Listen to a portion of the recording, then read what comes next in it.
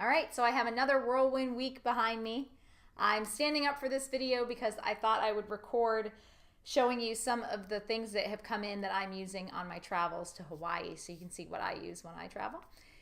The highlights of what I'm going to cover today are the purging continues, climate control is a necessity for storage in the area that I'm in, do not use Cobra health insurance if you can avoid it, new luggage and travel gear is here as I mentioned, getting into the right mindset, and a passive income step forward. So I'll start with the less exciting stuff. I've continued to sell off all the things I don't want or need, and I made a trip to Goodwill this weekend with 3 enormous garbage bags full of clothing and shoes. These are the same bags I mentioned in another episode that I had filled up and hid in a closet here to test if there was anything that I would miss. It's been a couple of months and I haven't missed a thing, so it was time to get rid of it. Additionally, I spent an afternoon sorting through hundreds of papers that I had in a desk that I've saved that contain college loan information and cars that I no longer own, and I shredded probably about 60% of it. So less stuff to store, and I can't tell you how good it feels to reduce the amount of crap I have. Next, storage is such a pain in the butt. You cannot reserve a unit until about 2 weeks until you're going to use it. I called today, and apparently if you call, you can do it a month out. So that's good, but the prices keep changing. And once you rent it, you're locked into whatever price for the duration of when you rent it. So if I rent it for 2 years and I rent it at a peak time, I could end up paying a ton more than if I rented it when there was a discount on. So I'm a little concerned. I'm getting anxiety because I keep checking the prices of storage and they've gone up since I first started looking in April. I called today. Apparently it's peak season, which goes until October, and I'll be renting in September. So I also investigated further and confirmed that I do need climate control if I want to avoid having mold on my mattress and other textiles when I return from my long trip, which means I have to pay a higher monthly fee.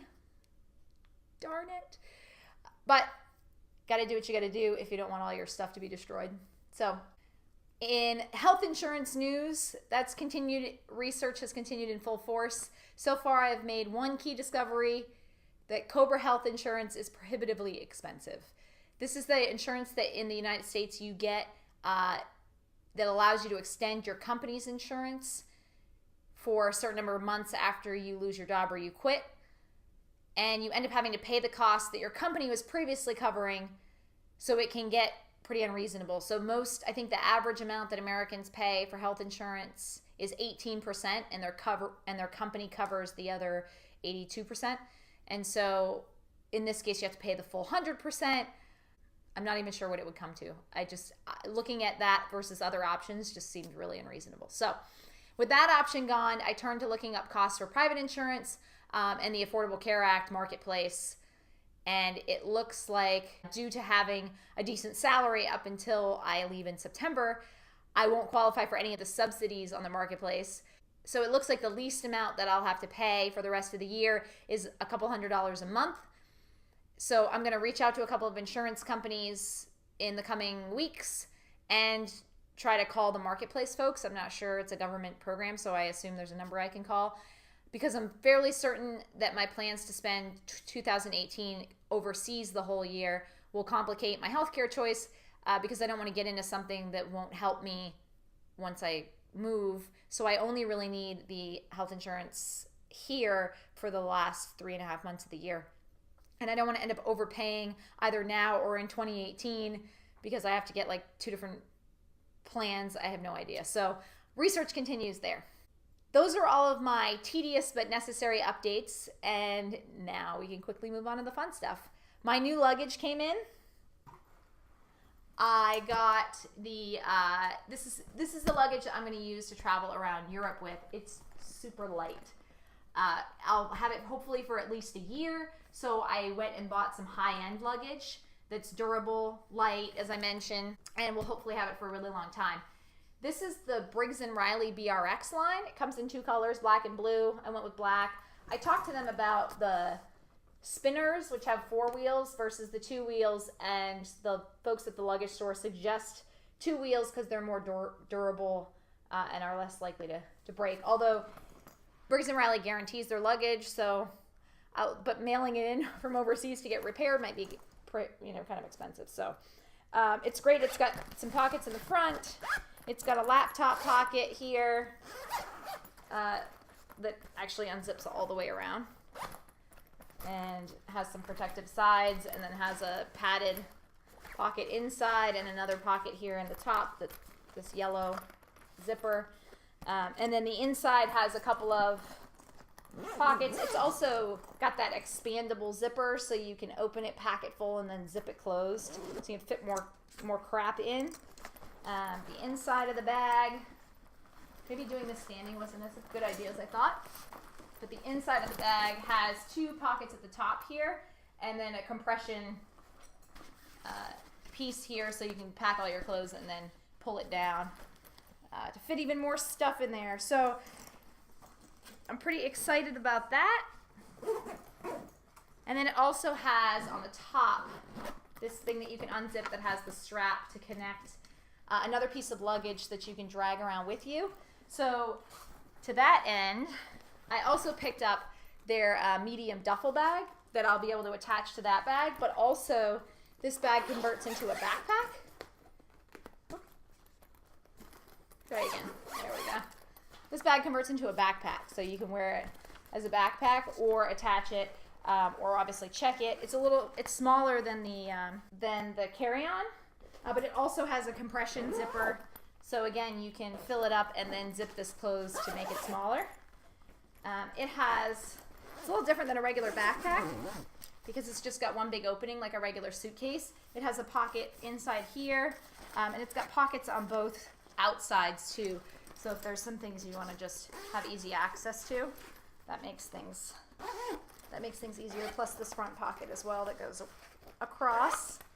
So I'm pretty excited to try this stuff out. I'm actually going to bring both to Hawaii, even though I'm a light packer, but I just want to kind of try, see what it'll be like going through the airports. I do have a layover, so I want to see what it'll be like going through the airports, if it'll be a big pain in the butt having those two bags. But I also got some other stuff I wanted to show you because, at least as a female traveling with this, having makeup and jewelry and things like that, I've always just kind of thrown everything into plastic bags. So I thought I'd pick some stuff up on Amazon. So I picked up this nifty, it's actually a jewelry container, but I don't wear a ton of makeup, so I'm hoping it'll fit both the jewelry and the makeup because I don't wear a lot of either. So it's got an earring holder that snaps into place. It's got a zippered pouch on both sides in the back here, and then a pouch in the middle. And then on this side, these are all little snaps, so you can put necklaces and bracelets, and then another zippered pouch over here. So that should hold everything that I need for makeup and jewelry. My friends thought this was kind of silly, but I did buy a light-up mirror that I also got this on Amazon that extends. So it's got it has the magnifying mirror at the top and then a regular mirror down here, and I can turn on nice bright light. So that should be good for traveling, makeup, all that fun stuff. I also purchased, these are funny, I purchased these Shooin. It's by a brand called Shooin bags, Shooin, again from Amazon. And I feel like I should put this on my head. It's they're made, what they advertise is holding one shoe, but I wear a size 7.5 or 8 in women's, and so I tested it out, and I can fit 2 shoes per bag, which is fantastic. There's so many different types of shoe bags. I did not know this was a thing, but I've always just crammed my shoes in, and I don't want, things may get muddy and all of that, and these I think are easy to launder. So I picked up, they came for a 4-pack, so I can bring 4 pair of shoes and then wear a pair. I feel like that's probably plenty. And if I bring sandals, I can probably fit multiple pairs of sandals in one of these. But they seem to be decent quality. They're stretchy. And the other shoe bags they all looked like they were hard or they would keep their shape. And I want to cram as much stuff together as possible. So these seem to be the best way to go. They weren't as inexpensive as some of the others, but I thought they'd be good quality. I didn't buy this per se for travel, but this is actually a bag that I got some fry boots that came in, and I'm going to use it as a laundry bag. I thought that it's cloth, so I'll be able to wash it. I usually use plastic. You can actually, I have one in here, but I usually use plastic garbage bags or grocery bags. But I thought, if I'll be traveling long term, I probably need something more durable. And then I have a set of those packing cubes. I've never used these. I don't know if they're going to be useful or not, but they come with 2 in the kind of large size, 2 in the medium, and then I have a small one that's got some converters and chargers in it that I'll show you. And then I also bought, and this is again just something I'm testing out, these are space savers. So you can fill them up with, I'm probably going to put my winter jacket in one of them when it's, warmer months, so it will compress down. So you put the clothing, there's 4 medium bags, and these are enormous. I don't know if I'm going to be able to use them. They're designed for checked luggage, which I don't have. But you put the items in there and you just roll it up, and then all the air goes out, and then it's just flat. So I'm going to try these out, although not when I go to Hawaii, but later. And then the other, this is the small cube, which I already have some stuff in. This is not for Hawaii either, but I did buy some things for when I travel overseas. So converter outlets. Obviously, we have American plugs here. So this has 4 USB, and these 2 are actually, I believe, good in multiple countries. So that should take care of me across most of Europe. I also got this kind as well, which allows you to kind of switch between the countries and pop out the different plugs depending on where you are.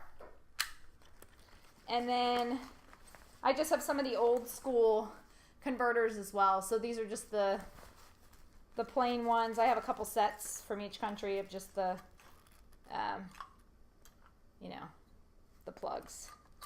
So I should be covered on any electronics or hair curlers and flat irons and all of that. Speaking of, the last time I went to London for work, I actually bought a curling iron that is 220 volts. I think because here we have 110. So I realized I can't use what I have. So that'll be good to go. I'll be good to go when I travel. I'll be bringing that with me as well. So I'll be testing all this stuff out on my Hawaii trip, and I will let you know if any of it is not useful. Obviously, doing all this research and all this shopping is starting to put me in the right mindset for the move and eventual travel. But I'm also starting to get motivated on the business and the work front. So for that, I've subscribed to a blog by a woman named Kate Smith, who's had some success as a digital nomad and started a company called Why Fly Nomads that's currently putting together their first trip to Bali, in which they're going to teach the people who come. It's a 2-week trip about how to be a digital nomad. I'm not going to be going to attend this event. It doesn't fall in a good time frame for me. But she also puts together a video call every couple of weeks in which people get on and talk about a particular topic. So I joined this week for the first time on Thursday. It was about an hour and a half. This time there were about 5 people on the call. She said normally there's 10 to 15. But we talked a little bit about experiences, where they were in the process of getting into the working remotely or becoming a digital nomad.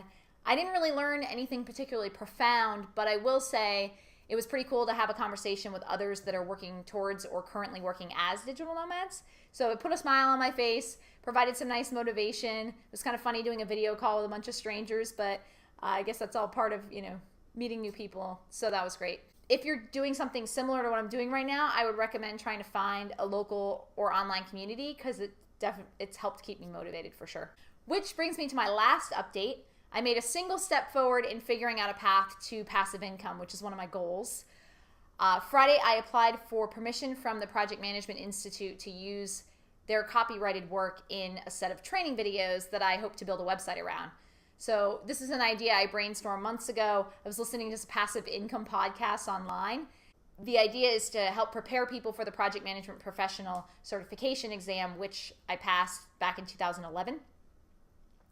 And I'd like to create a website with videos and other content that would help people study and then eventually would help people earn credits, because you could subscribe to it and then you have to earn 60 credits every 3 years. So an hour of training is 1 credit. So there's a lot of potential opportunity there. Now, there are a ton of websites I think that do this, but I've done a little bit of SEO research, and I think I could find some key terms that I could fit my website into. I actually already received a response when I first wrote up my notes for this video. I had just done it, but it only took a couple of days and they got back to me. I'm thinking about it. I'm kind of trying to figure out how I could do this because I want to make sure it's feasible. I'm thinking of maybe putting together the website first, giving a little preview or something with my own content, and then soliciting feedback on whether people, have a form, fill out this if you're interested, and maybe start an email list. So we'll see what happens. It's an exciting idea. I don't think it's not super expensive, but since I don't know exactly what my income is going to be once I quit my job, it's kind of digging into my savings that I wanted to use to travel. So I want to make sure that I'm going to have some sort of income, either through freelancing or if I can continue contracting with my company. But if I can do that, then I think I'm willing to spend the money to go for it with this venture. But I'll keep you updated as always. So this week I'll be focused, as in the next couple of days really, on packing, and then traveling. On Wednesday I leave for Hawaii, so I'll try to give a fun update about my Hawaiian experience. It's my first time visiting. And then I'll come back and discuss the steps that I'm looking into for starting a company so that I can more easily contract and make sure that I'm covered legally with some sort of LLC, likely. It is 94 degrees here in Virginia today, so I hope everyone is able to keep cool or warm depending on where you're located today. And thank you for listening, and I'll see you next time.